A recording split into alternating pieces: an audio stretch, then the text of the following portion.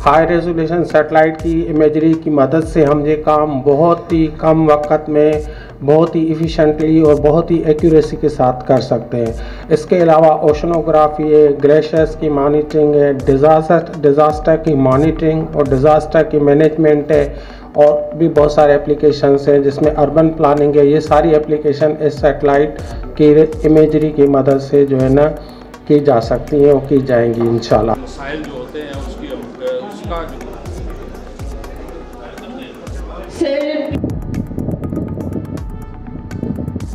17 जनवरी को जीचुआन launch centre से किया गया है।